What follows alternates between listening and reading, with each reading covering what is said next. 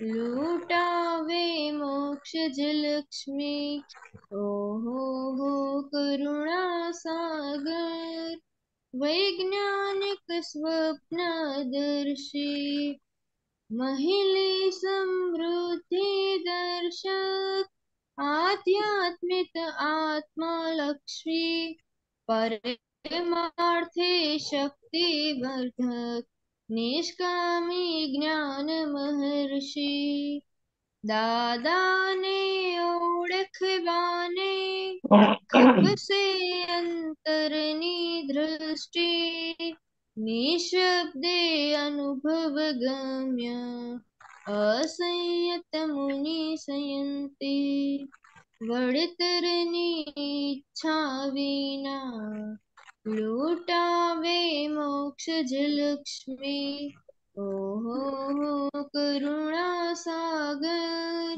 વૈજ્ઞાનિક સ્વપ્નદર્શી પરમાર્થે સત્સંગ દેતા પોતાની સિદ્ધિ ખર્ચી જગહિતે ગાડી કાયા જોતાના ઠંડી ગરમી જીવીને દાખલો દીધો સર્વાંગે ધર્મી મરમી સત કેવળ નિશ્ચય વર્તી વ્યવહારે પૂર્ણાદર્શે વળતરની ઈચ્છા વિના લૂટાવે મોક્ષ લક્ષ્મી ઓહો હો કરુણા સાગર વૈજ્ઞાનિક સ્વપ્નદર્શી દાદાની દૈનિક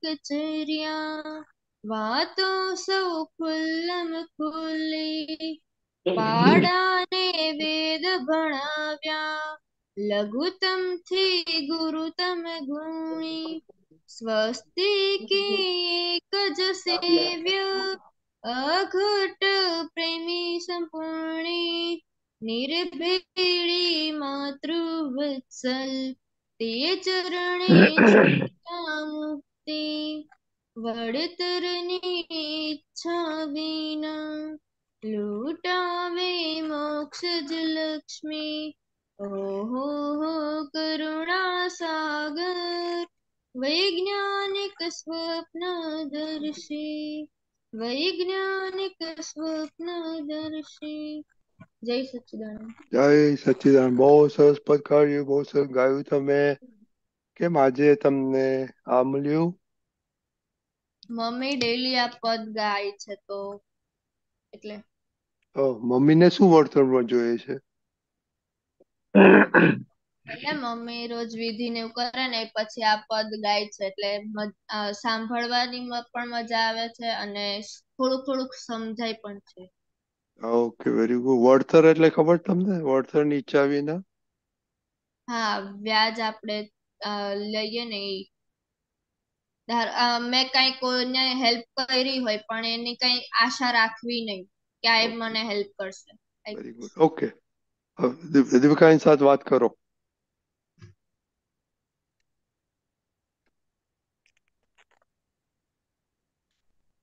શું સમજવું છે તમારે? અને દીદી શું નથી સમજાતું આમાં? મહિલી સમૃદ્ધિ દર્શક આધ્યાત્મિક આત્મલક્ષી મહિલી સમૃદ્ધિ એટલે આપણી અંદરની જે શુદ્ધાત્માની સમૃદ્ધિ છે. દર્શક એટલે દેખાડનાર.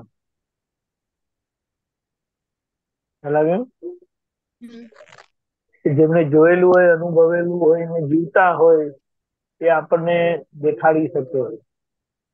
આધ્યાત્મિક આત્મલક્ષી એટલે એમનું જીવન આત્માના હેતુએ કરીને જ હતું ટોટલ. એટલા માટે વ્યવહારથી કોણ કેવા છે એના માટે એ દાદા એમ કે અમે નિષ્પૃહ છીએ. નિષ્પૃહ એટલે સામાન ગમે તેવો એમનો વ્યવહાર હોય, વ્યવહારની આર્થિક પરિસ્થિતિ ગમે તેવી હોય, પ્રકૃતિ ગમે તેવી હોય, પણ જો એમને મોક્ષ જોઈતો હોય તો કે હું છું કરીને. એટલે આધ્યાત્મિક આત્મલક્ષી એટલે આત્માનું લક્ષ બેસાડે એવા આપણને દાદા ભગવાન મળ્યા છે. ખ્યાલ આવ્યો? હા. પછી દીપિકાજી આખું સમજાવી દો ને, કારણ કે આ બહુ સરસ પદ છે. ત્યાર પહેલા એક અન્ય વૈજ્ઞાનિક સ્વપ્નદર્શી એટલે શું કહેવાય? એટલે આજે અક્રમ વિજ્ઞાન દાદાએ આપ્યું, હા, એના રિલેટેડ સમજાય છે અત્યારે તો. શું કે રિલેટેડ? એવું ઓકે વિજ્ઞાન હજી સુધી કોઈએ ખુલ્લું નથી કર્યું. ઓકે દીપિકાજી, આઈ થિંક ઇટ્સ બેટર. આ બહુ સરસ પદ છે દાદાનું. વૈજ્ઞાનિક સ્વપ્નદર્શી એટલે જે વિજ્ઞાન સ્વપ્ન સ્વરૂપે હતું તે દેખાડી દીધું.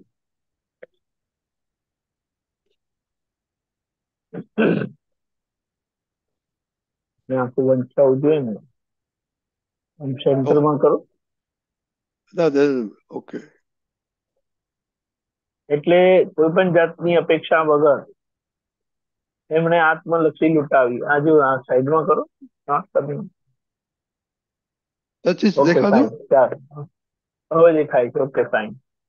હજી મોટું લૂંટાવે કરું. મોક્ષ જ લક્ષ્મી, એટલે પોતાની પાસે જે મોક્ષ લક્ષ્મી ખુલ્લી થઈ હતી તે બધાને લૂંટાવ્યું. એમને આપ્યું એટલે લૂંટાવ્યું, એટલે લઈ લો મોક્ષ આપવા આવ્યો છું કરીને.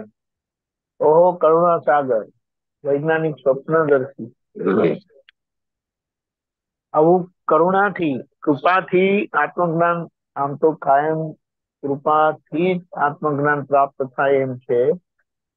કારણ કે આત્મજ્ઞાન જેમની પાસે જ્ઞાન થયેલું છે, આત્મજ્ઞાન છે, અને તે જેવી સત્તા ધરાવે છે તે બીજાને આપી શકે. એટલે એના માટે એમ કીધું કે એ કરુણાથી જ, કૃપાથી જ મળે એમ છે. કરુણા એટલે શું? એટલે કે કામાના કર્મના પરિસ્થિતિ પોતે સારી રીતે જાણે છે, એના ભોગવટાને જાણે છે ને, કે ક્યાં જઈને ઉભા રહે છે, અને એની સામે એમની કૃપા હોય છે. તે કૃપાથી વિજ્ઞાન પમાડતા હતા. વસ્તુ તે સ્વ ગુણધાવી, એટલે આત્મ તત્વ છે તે પોતે જ એના ગુણોથી સભર છે, કમ્પ્લીટ છે. અને એની સામે દેહાતીત દશા દાદાની જે છે તે સજીવન મૂર્તિ સમાન. દેહાતીત એટલે દેહની અસરોથી પર, દેહની કોઈ અસરો નહીં. અને સજીવન મૂર્તિ એટલે મૂર્તિ તો બધી મૂર્તિઓ જ છે. જેમ મૂર્તિ હોય છે ને, પથ્થરની મૂર્તિ, એવી પથ્થરની મૂર્તિ જેવી જ્ઞાની પુરુષની છે, પણ એ અંદર જીવતા છે. એ જીવતા છે બતાવવાનો મતલબ શું છે? કે લિવિંગ એસ્પેક્ટ છે, અને છતાં પોતે મૂર્તિ જેવા થયેલા છે. મૂર્તિ જેવા થયેલા છે એટલે મૂર્તિને કોઈ જોડાનો હાર પહેરાવે, મૂર્તિને કોઈ ફુલા ચડાવે, મૂર્તિને કોઈ ગાળો દે, કે મૂર્તિ સામે કોઈ ભક્તિ કરે, મૂર્તિને અસર નથી થતી. એવું દાદા ભગવાનને એવી દેહાતી દશા હતી. સજીવન મૂર્તિ સમાન એ હતા. સંપૂર્ણ કેવળ વર્તક, એટલે કેવળ જ્ઞાન જેમને વર્તાતું હતું. વર્તાવે કારણ ગુપ્તિ, એટલે એ વર્તાવે જે કારણ સ્વરૂપ છે, તે ગુપ્ત છે, જે ક્યારે બહાર ખુલ્લું થતું નથી, એ આપણને વર્તાવ્યું. એ જ કેવળ જ્ઞાન આપણને વર્તાવ્યું. પછી બાજુ તમે કરો. મહિરી સમૃદ્ધિ દર્શક, એટલે અંદરની સમૃદ્ધિ દેખાડનાર. આધ્યાત્મિક આધ્યાત્મ એમનું જો જીવન જોઈએ તો એ આત્મલક્ષી થયેલા છે એ ખુલ્લું ખબર પડે. પરમાર્થ શક્તિવર્ધક, એટલે પરમ અર્થે, એટલે મોક્ષના અર્થે, મોક્ષ પ્રાપ્ત કરવા માટે, પામવા માટે શક્તિવર્ધક, એટલે આપણી શક્તિ વધારનારા છે. નિષ્કામી જ્ઞાન મહર્ષિ. નિષ્કામી એટલે બીજી કોઈ કામના એમને નથી, જગતના લોકોના કલ્યાણનો જ હેતુ છે.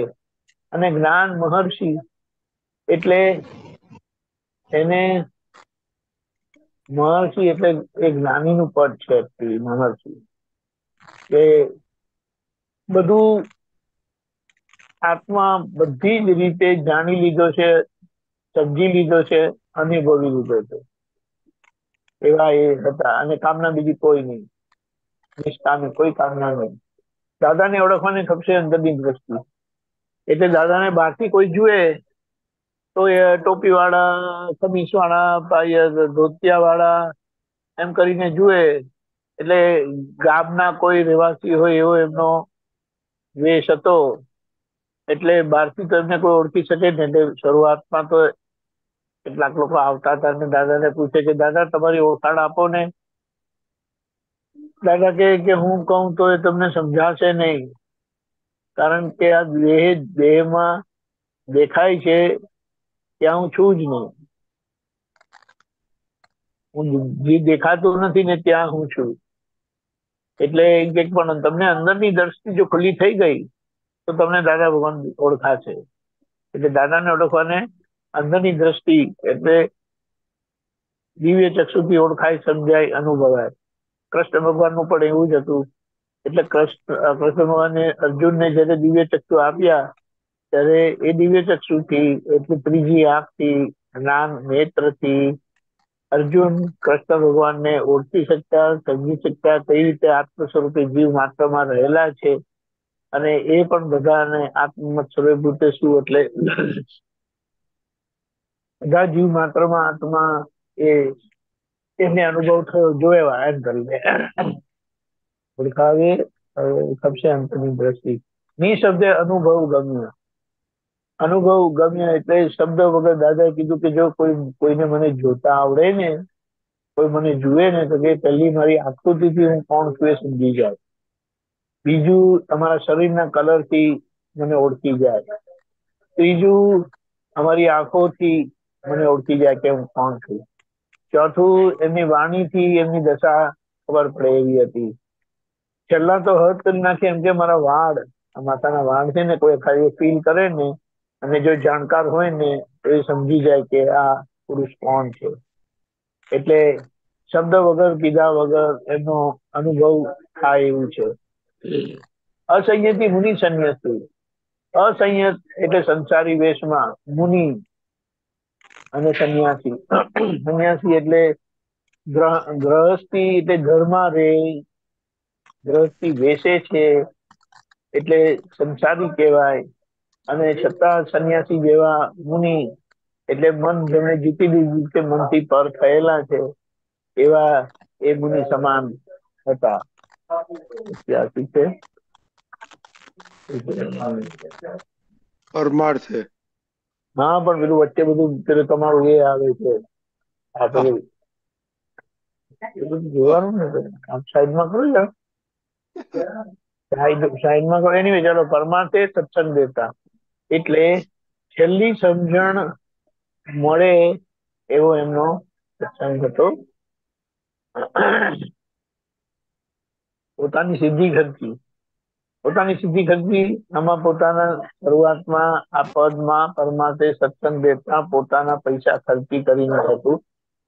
એના પછી દાદાના ગયા પછી આ થોડું મોડિફાઈ કરેલું. પણ પોતાના પૈસા ખર્ચી એટલે પોતાના પૈસે એ જતા હતા બધે અને સત્સંગ કરાવતા હતા. એટલે એમને ક્યારેય કોઈનો પૈસો લીધો નહોતો.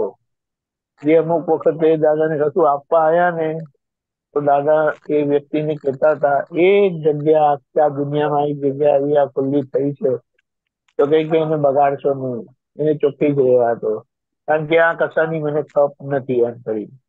છતાં એક વખત એક ભાઈ આવેલા અને એમણે બહુ આગ્રહ કર્યો, દાદા માટે ધોતિયું લઈ આવેલા. દાદા કે મારા 2 કે 3 ધોતિયા રાખતા હતા. તો કીધું કે મારી પાસે છે હમણાં. તો પછી એમણે બહુ આગ્રહ કર્યો અને પકડ રાખી. તો દાદાએ પછી કીધું સારું એમ કે. દાદા એમને ધોતિયું લીધું ને પછી જે ત્યાં હતા એમને કીધું કે બેગમાંથી પેલું ધોતિયું લઈ આવ.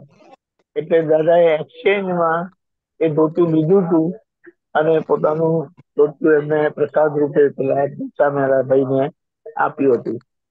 એટલે પોતાને પૈસા થતી અહીંયા પોતાની સિદ્ધિ કરતી.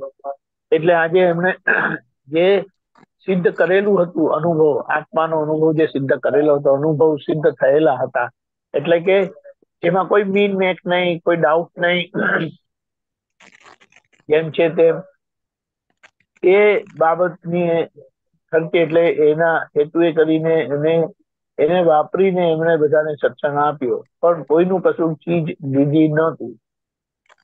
એટલે પછી કેટલી વખત કોઈ એવી રીતે આપવા આવે ને તો કે તમારી લીટ લગાડવા આવ્યો છે કે નાકમાં જે નીકળે ને એ લગાડવા આવ્યો છો એમ કરીને કીધા હતા. જીવીને એક મિનિટ હા, જગહિતે ગાડી કાયા એટલે લોકોના હિત માટે, લોકોના કલ્યાણ માટે એમણે પોતાનું શરીર વાપર્યું. ઠંડી ગરમી ક્યારે જોઈ નથી. એ પોતે સાજા માંદા હતા અને કોઈને કમિટ કરેલું હોય કે હું આવીશ તો એમ કે આ દેહ પડી જાય તો ચાલશે, પણ અમે અમારું વચન તોડીએ નહીં. શા માટે નહીં તોડે? તો કે અમે અમારું આપેલું વચન તોડીએ એટલે અમારું મન નબળું પડી જાય.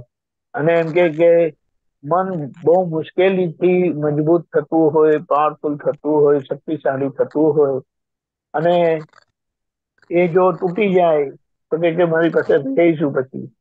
એટલે એમ કે આ શરીર પડી જાય ને તમે પડવા દો, પણ અમારે આપેલું વચન અમે ના તોડીએ કોઈ.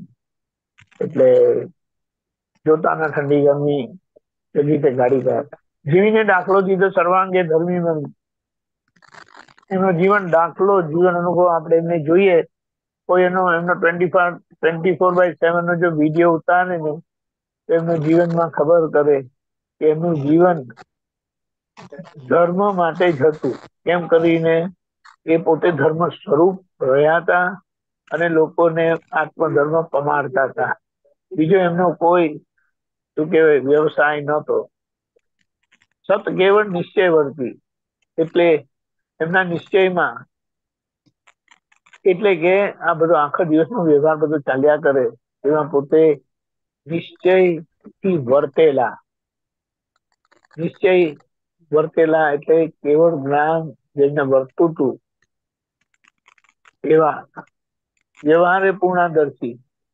એટલે નિશ્ચયમાં કેવળ જ્ઞાન અને વ્યવહારમાં પૂર્ણાદર્શી. એટલે એમનો જીવન વ્યવહાર કમ્પ્લીટ શુદ્ધ અને આદર્શ થયેલો હતો. આદર્શ વ્યવહાર એટલે એનાથી કોઈને દુઃખ થાય નહીં. શુદ્ધ વ્યવહાર એટલે જે વ્યવહાર સ્પષ્ટપણે નિશ્ચયથી અલગ છૂટો પડેલો. દાદાની દૈનિકચર્યા વાતો સૌ ખુલ્લી. એ કહેતા હતા કે અમારી ખુલ્લી કિતાબ છે, અમારી પાસે કોઈ સિક્રેસી હોય નહીં. એટલે કેટલી વખત કોઈ કહે કે દાદા મારે અંગત વાત કરવી, તો કે જે વાત કરે તમારે અહીંયા જ કરવાની. એ તો જુદી વાત થઈ, પણ એમણે કોઈની પોતાની વાત ક્યારે સિક્રેટ રાખી નથી. એટલે કે અમારું જીવન ઓપન ટુ સ્કાય છે અને અમે વર્લ્ડ ઓબ્ઝર્વેટરી છે કે જેમને જે સમજવું હોય, જાણવું હોય, અનુભવવું હોય તો અમારી પાસે જાણી શકે છે. વાતો સૌ ખુલ્લી. પાડાને વેદ બનાવ્યા, લઘુત્તમ થી ગુરુત્તમ ગુણી. એટલે પાડા એટલે ડોબા લોકોને કશું સમજણ નહીં પડે, કશી લાયકાત નહીં, એવાને આત્મજ્ઞાન પમાડ્યું, વેદ ભણાવ્યા એટલે આત્મજ્ઞાન પમાડ્યું.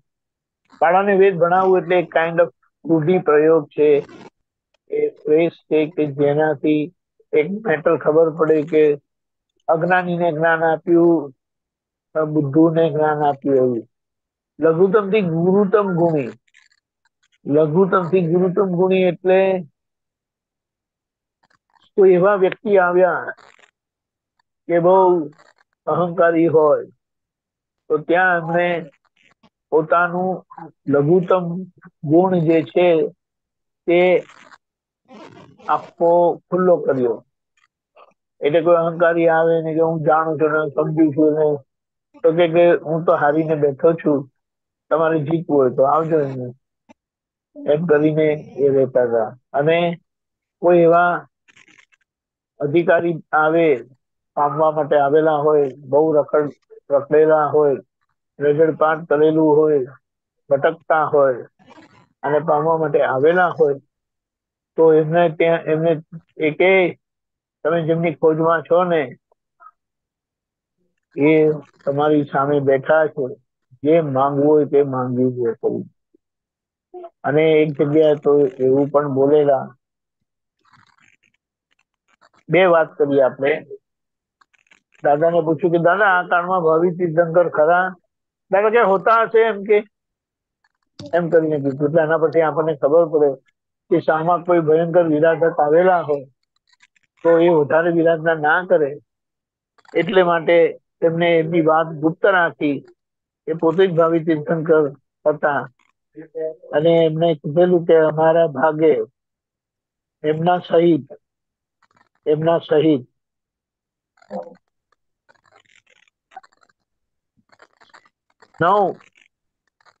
9 તીર્થંકર ભગવાન એમના હસ્તે તૈયાર થયેલા છે. એટલે 8. એ પોતે 1 ને બીજા 8. કે મહાવીર ભગવાન ને આગે 15 હતા, એટલે 14 હતા. એ પોતે ના, તો આવતી 24 માટે હતા ને, એટલે 15 હતા. અને દાદા ભગવાન ના ઇન્ક્લુડિંગ હિમ 9 હતા. ટોટલ 24 થાય ને, એટલે એમને પોતાને ગણીએ તો બીજા 8 જણા હતા. ચાલો આગળ જઈએ. પાલન લઘુત્તમ થી ગુરુત્તમ, એટલે હા, એટલે એક વખત એવા આવેલા તો એમને કીધું અમે જ આવતી 24 ના પ્રથમ તીર્થંકર છે. એ શ્રેણિક રાજા માટે કીધેલું, તમારે દર્શન કરવું હોય તો કરી લો, એમ કરીને કીધેલું. એટલે જેવા સામા કેવા આયા છે, પામર હોય, પામવા આવેલા હોય, બહુ હેરાન થયેલા હોય, માર ખાધેલો હોય, તો એમણે એમની દશા આવી રીતે કરીને વ્યક્ત કરેલી હતી. સ્વસ્તિકી એક જ સેવ્ય, અઘટ પ્રેમી સંપૂર્ણ. સ્વસ્તિકી એટલે ચારે ગતિમાં એક જ સેવ્ય, એટલે કે એમની પાસેથી આપણને મુક્તિ પ્રાપ્ત થાય એવા એ પુરુષ હતા. સેવ્ય પુરુષ એટલે જે આરાધના કરવા જેવા, સેવવા જેવા, એટલે કે સમર્પણ કરવા જેવા પુરુષ આખા અર્ધકાલ ચક્રમાં અપવાદ રૂપે પ્રગટ થયા. અઘટ પ્રેમી સંપૂર્ણ એટલે પ્રેમનો અવતાર કહીએ, સંપૂર્ણ પરમાત્મા પ્રેમ સ્વરૂપ સજીવન મૂર્તિ કરીને કીધું. નિર્ભેદી માતૃ વત્સલ, નિર્ભેદ એટલે એમાં કોઈ ભેળસેળ વગરની વાત્સલ્ય ભાવ. માતૃ વત્સલ એટલે માતાનો વાત્સલ્ય આપે એવા એ પોતે હતા. અને તે ચરણે ઝૂકતા મૂકી, એટલે જો દાદાનું ચરણ મળ્યું ને ત્યાં ઝૂકી ગયા તો કે તમારું કલ્યાણ નિશ્ચિત છે, કોઈ પણ જાતની શંકા વગર. જય સચ્ચિદાનંદ. બરાબર. અનન્ય દીદી, હવે કેશવ આનંદ આવેલા છે. કેશવ આપણે તમે સાંભળ્યું, તમારે તો સાથે દાદાની, તમારે જે એડ કરવું હોય તો એડ કરો. ગજબનું બહુ સરસ આ પદ હતું. અને દાદાને ઓળખવાને ખપશે અંતરની દ્રષ્ટિ. એટલે કેવી દ્રષ્ટિ જોઈએ? અંતરની દ્રષ્ટિ. બાકી તમે બહારથી તમે જોઈ શકો તો એકદમ દાદા સીધા સાદા આમ દેખાય, આમ બેઠા હોય પલંગ પર, કોચ પર, તો એવા સાદા દેખાય. પણ આખા બ્રહ્માંડના સ્વામી હતા, તો એ કેવી રીતે ઓળખાય? તો એ અંતરની દ્રષ્ટિ જોશે.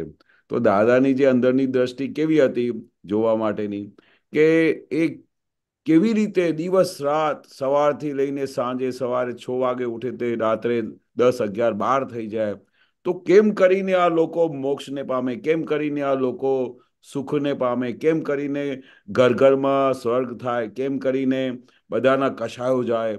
કેમ કરીને વ્યવહાર અને નિશ્ચયની ગાડી બધાની સેટ થાય?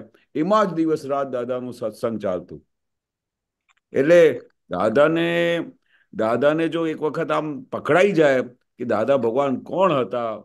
તો એ કઈ મોટી દાદાએ સ્ટેજ પર હતા, તીર્થંકરના સ્ટેજ પર હતા. આચાર્ય અને તીર્થંકરના સ્ટેજની વચની દાદા કહે છે કે અમારી આ એક અજાયબી સ્ટેજનું આ અક્રમ વિજ્ઞાન ખુલ્લું થયું, તો જેને પ્રાપ્ત કરતા લોકો સીધો એમને અંદર ખાને મોક્ષ વર્તાય અને મોક્ષનો સિક્કો વાગી જાય. એવું કોઈ કાળે બન્યું નથી, એટલે દાદા કહેતા હતા કે 10 લાખ વર્ષે પ્રગટ થયું છે.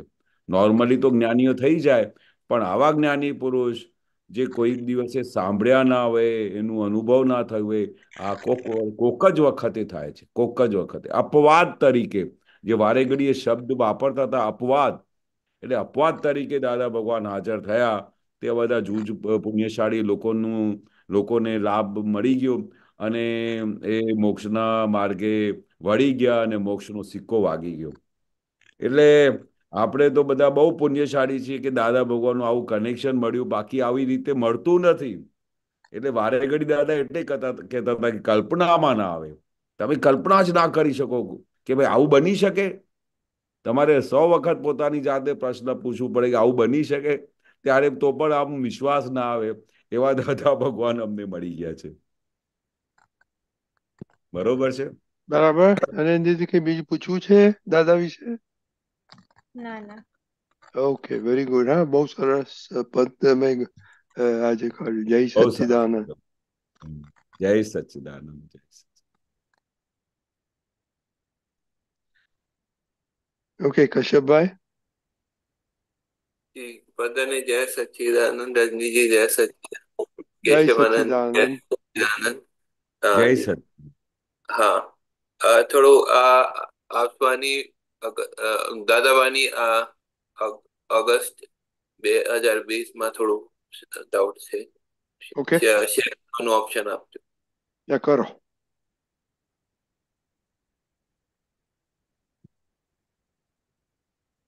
અશાતા વેદની અમાર રહો ફાઇલ 1 થી જુદા.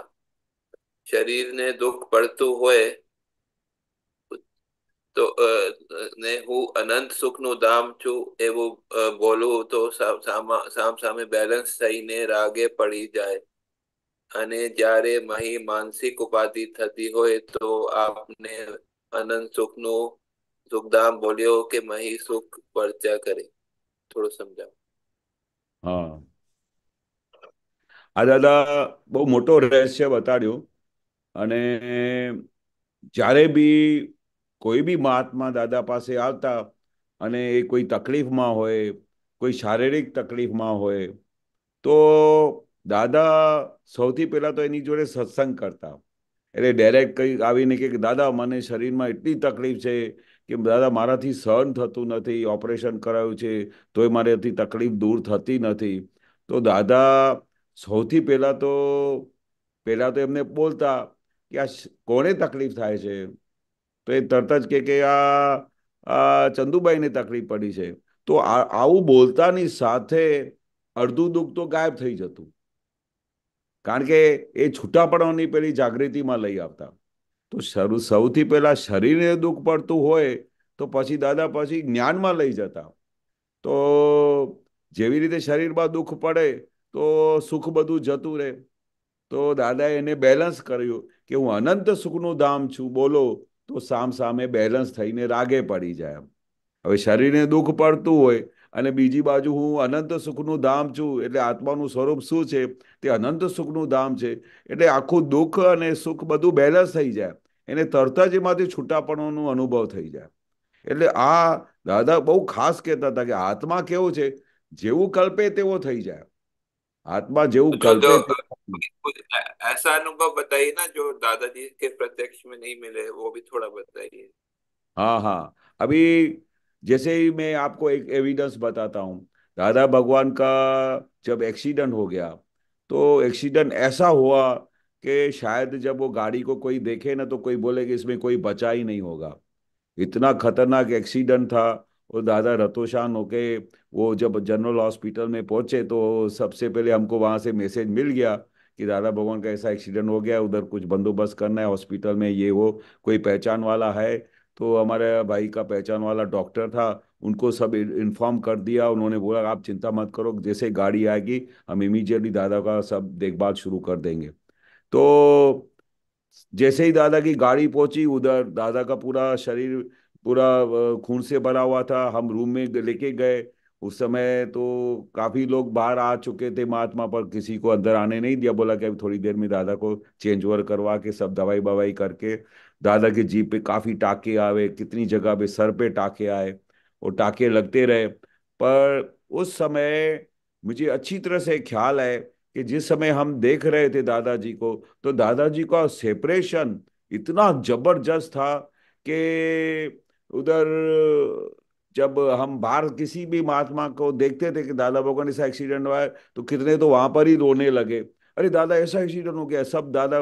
तो दादा का मुक्त हास्य बंद नहीं हो रहा था। एक तरफ से खून बह रहा हो और दूसरी तरफ से जैसे ही महात्मा को देखे तो सब महात्मा घबरा जाए, तो उसके पहले दादा इतना मुक्ता से बोले, કશું નથી થયું, કશું તમે બિલકુલ ચિંતા ના કરશો, દાદા एकदम बरोबर છે, दादा ने કશું થયું નથી, તમે जरा शांत बैसो। ऐसा करके रूम में से अंदर आ गए और फिर सब उनके डॉक्टर ने उनको टाके लगाए, सब किया। और थोड़ी देर में दादा को फिर से नए कपड़े पहनाए गए और दादा को एकदम फ्रेश करके नई धोतिया बोतिया लगा के डॉक्टर ने टाके मारे और हम दादा को रूम में लेके आए।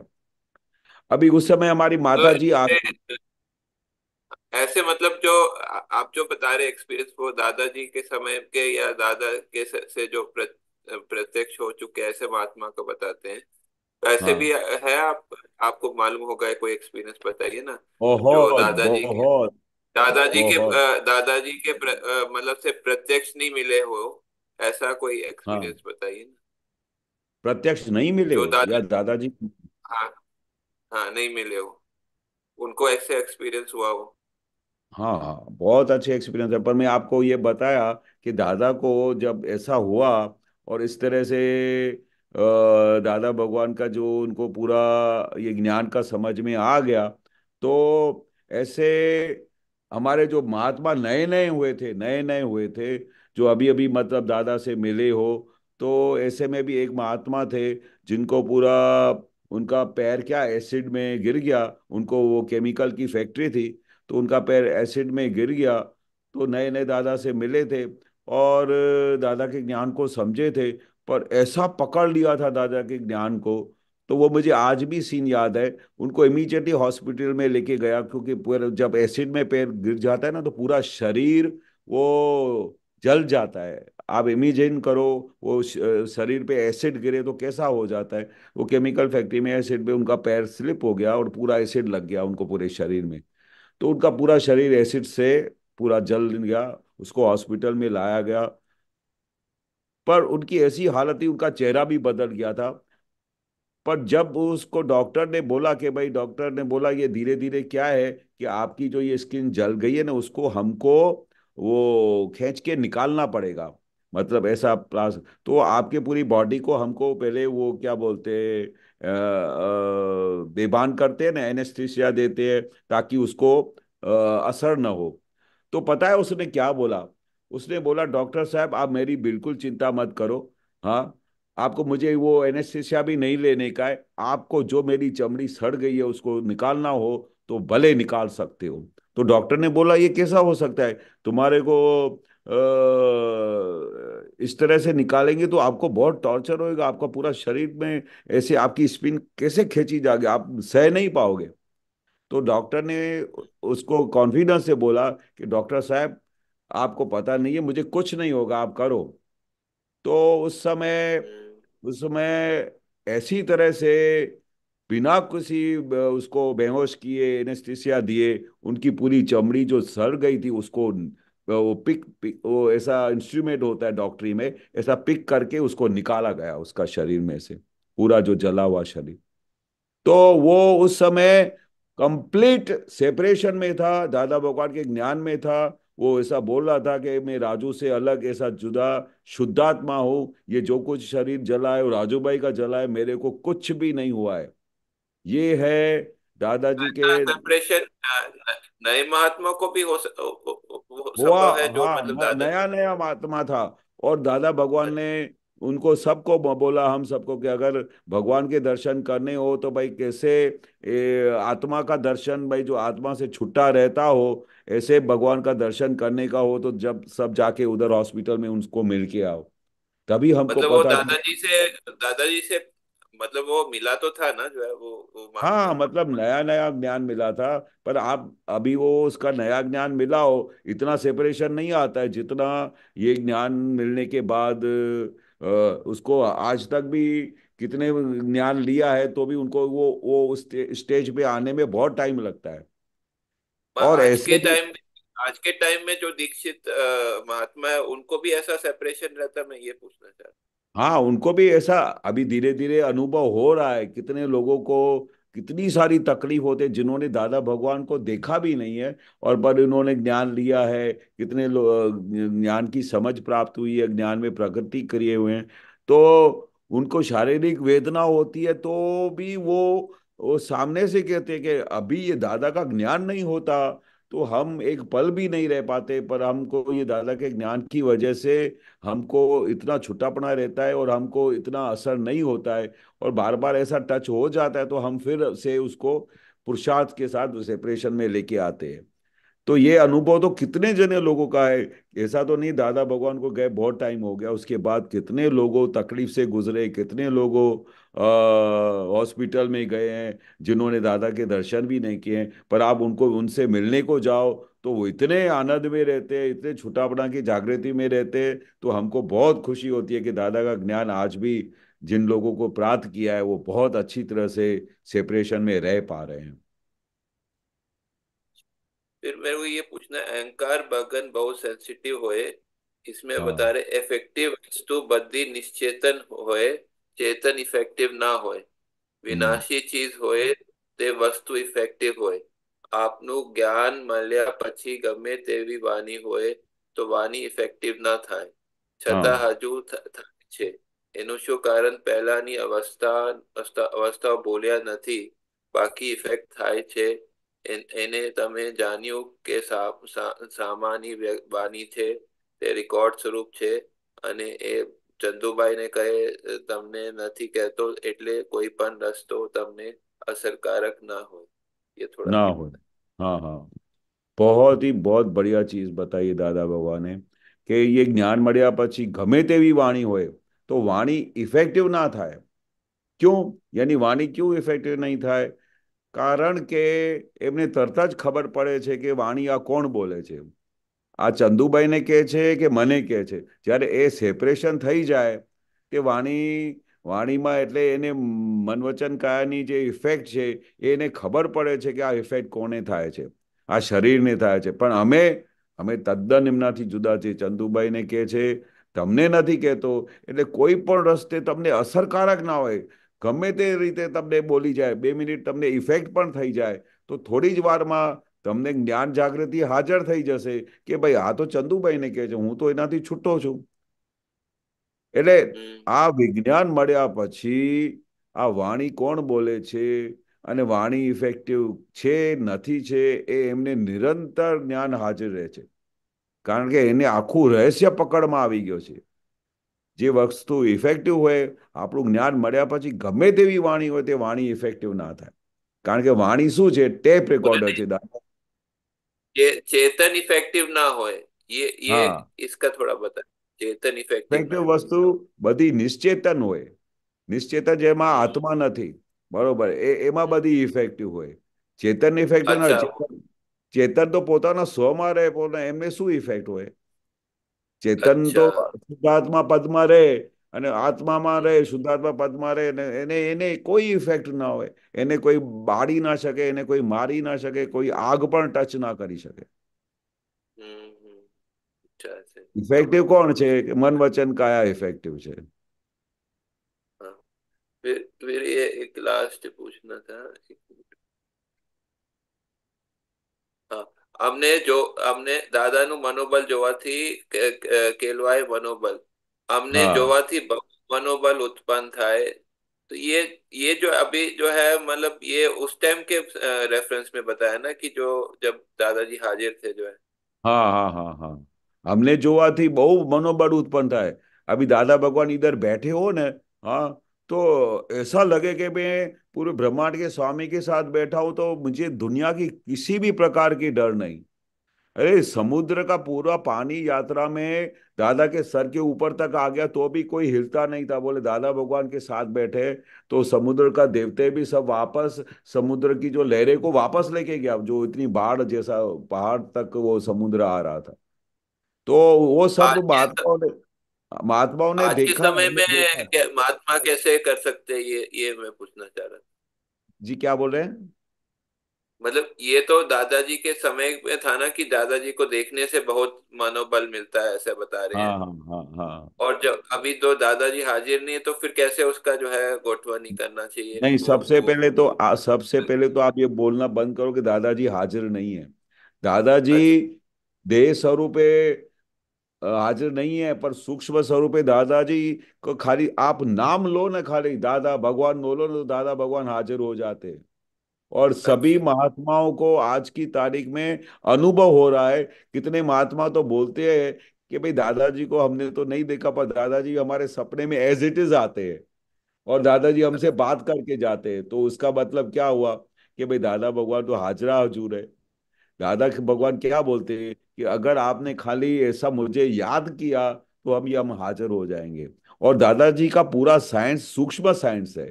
जो बाहर से दिखाते हैं वो एम पटेल है और वो ज्ञानी पुरुष है, उस जमाने में जब दादा हाजिर थे तब बोलते थे। पर खरा दादा भगवान तो चौदलोक का नाथ जो है वो यहाँ प्रकट हुए अंदर, और वो हाजरा हजूर है। और सबके अंदर मैंने विराजमान हो गए जितने भी लोग महात्मा है। और जो भी दादा भगवान का सिर्फ नाम लेते हैं तो वो दादा भगवान वहां पर हाजिर हो जाते हैं। जो दादा भगवान है और शुद्धात्मा भगवान है, उसमें क्या अंतर है, थोड़ा सा मुझे ये समझाइए। हाँ, दादा भगवान जो है वो जो बाहर का जो आप देख रहे हो, दादा भगवान की जो पूरी मूर्ति दिखाती है वो ज्ञानी पुरुष की मूर्ति है, जिसको जिसको एक एक चेहरा देखने से क्या है, हमको दिखाई देता है कि ये दादा भगवान है। वो बाहर से दादा भगवान है, पर जो रियल दादा भगवान है, जो जिसको दादा भगवान बोलते थे, जो 14 लोक का नाथ है, जो अखा ब्रह्मांड का स्वामी, जिसको 360 डिग्री का पूरा ज्ञान है, जो 360 डिग्री में हमारे सामने आके खड़े हुए थे। 356 पे 4 डिग्री खाली पूरी करनी थी, वो उनकी पूरी हो गई जाते जाते भी। पर उनको ज्ञान पूरा 360 डिग्री का था। वो दादा भगवान जो प्रकट हुए थे, वो रियल दादा भगवान, जो 14 लोक का नाथ है ऐसा बोलते थे, वो सब सूक्ष्म रीते सबके अंदर विराजमान हो जाते हैं। जो ज्ञानी पुरुष में प्रकट हुए उनको दादा भगवान बोला है, और जो हाँ, बाकी ज्ञानी पुरुष। आत्मा में हाँ जो प्रकट हुए उनको शुद्धात्मा भगवान बोला है, ऐसा है। हाँ, उनके अंदर जो प्रकट हुआ वो शुद्धात्मा भगवान। अच्छा, महात्माओं के रेफरेंस में वो शुद्धात्मा भगवान आता है, और वो बाकी और हाँ जीवों के दूसरों जीवों में भी शुद्धात्मा भगवान आता है, और ज्ञानी पुरुष के रेफरेंस में दादा भगवान आता है, जो है रेफरेंस। हाँ, जो 14 लोक का नाथ, क्योंकि उनके पास हमारे तो समझो जो वो है, हमारे अंदर शुद्धात्मा है, पर हमारे अंदर जो डिग्री है वो अकॉर्डिंगली जो डिग्री पे हम पहुंचे हैं उस डिग्री तक का है। पर ये दादा भगवान के अंदर पूरा व्यक्त भगवान निकले थे, पूरे व्यक्त हो गए थे 360 डिग्री के। अच्छा, और अच्छा। हमारी डिग्री अभी वो कम है, इसलिए अभी तक इतना हमारा जो क्लियरेंस है वो दादा भगवान जैसा नहीं है, 360 डिग्री जैसा है शुद्धात्मा। पर जो अभी पूरा व्यक्त होएगा तो वो 360 डिग्री का, जब जैसे धीरे धीरे धीरे सब आवरण जो है हमारे पास, जो आवरण है वो धीरे धीरे कम होते जाएंगे, खलास होते जाएंगे, तब पूरा 100% जो दादा भगवान बोलते हैं एकाध अवतार में हमारे सब महात्मा मोक्ष जाएंगे, तो उस समय क्या होगा, पूरा केवल ज्ञान जब प्रकट हो जाएगा तभी वो मोक्ष में जाएंगे ना। तो वो क्लियर हो गया। प्रोसेस चालू है, वो प्रोसेस चालू है। धन्यवाद जी, जय सच्ची। जय जय सच। सच्चिदानंद। जय सच। दीपक आनंद जी।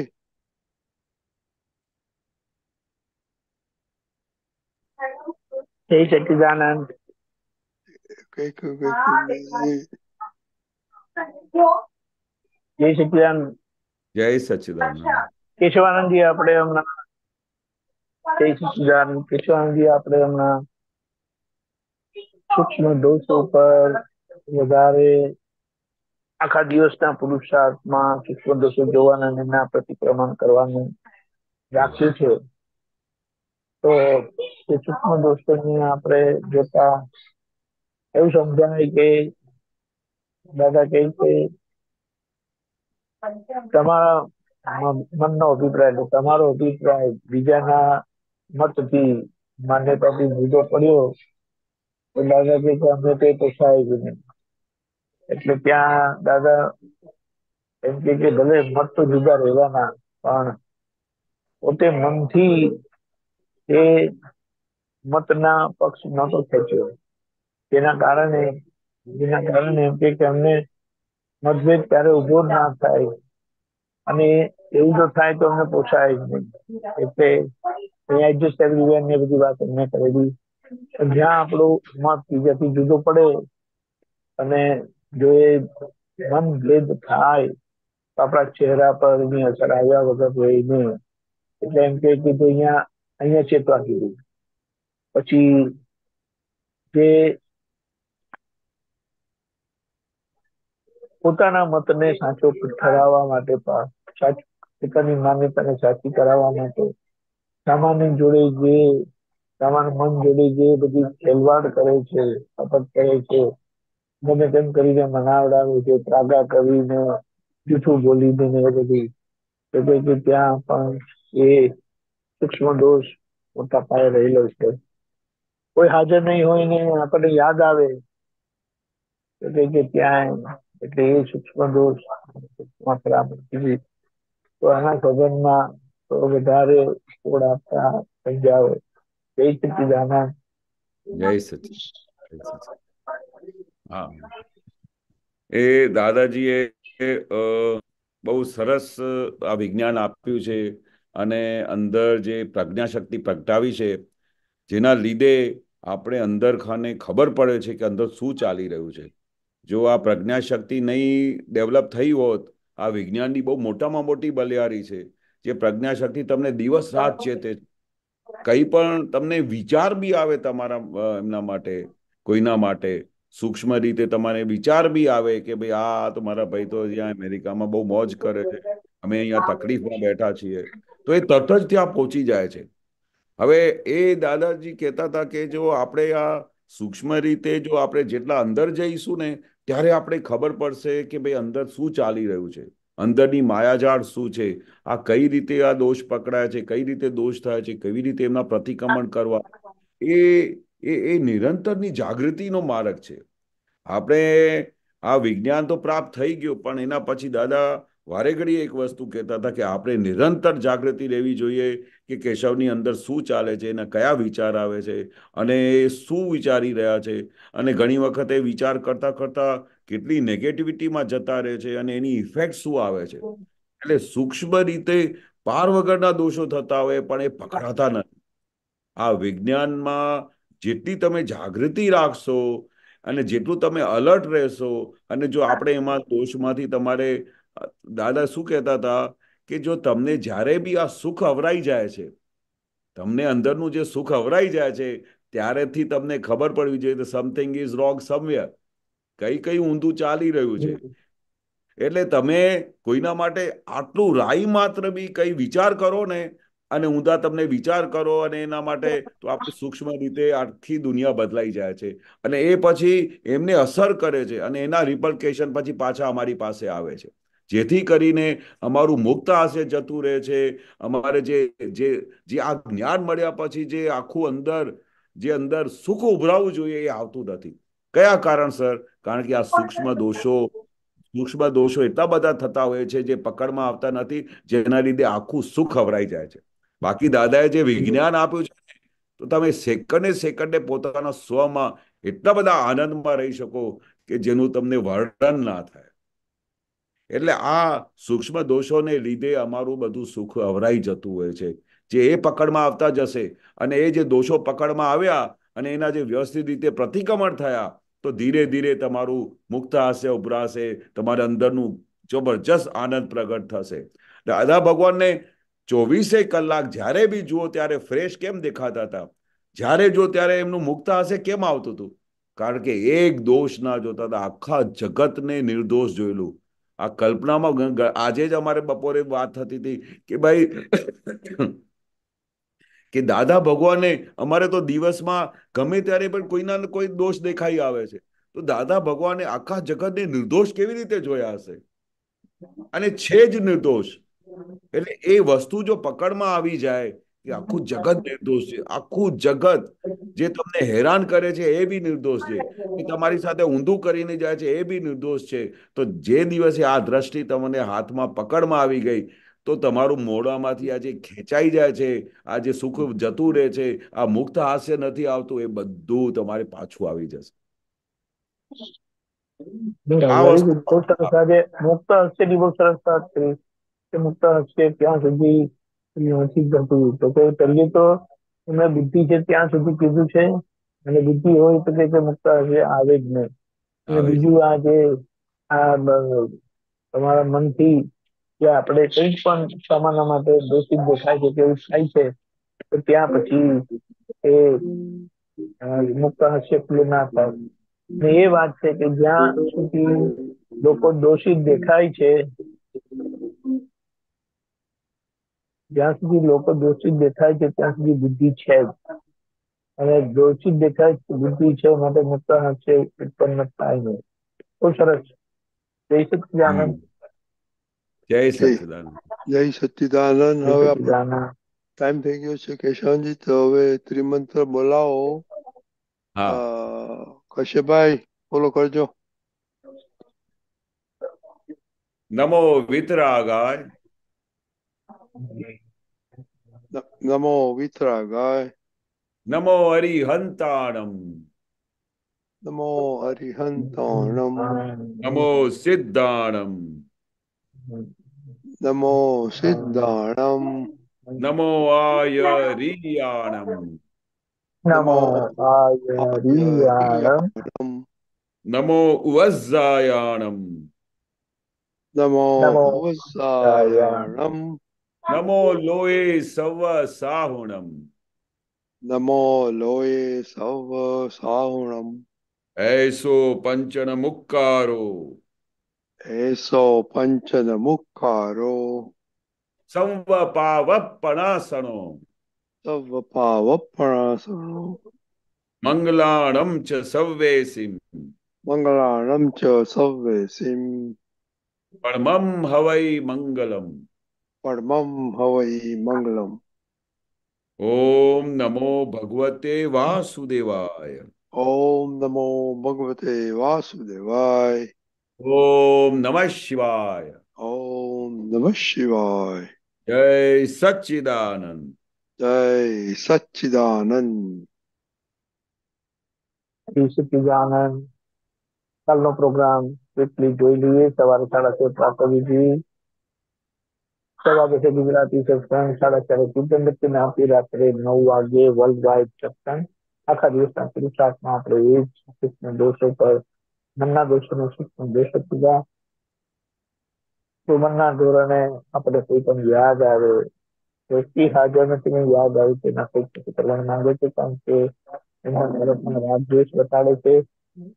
સામાન્ય દોષિત જોઈએ છે તો ત્યાં બુદ્ધિનું ચલન છે, એટલે આપણે મુક્ત હાસ્ય ઉત્પન્ન ના દે.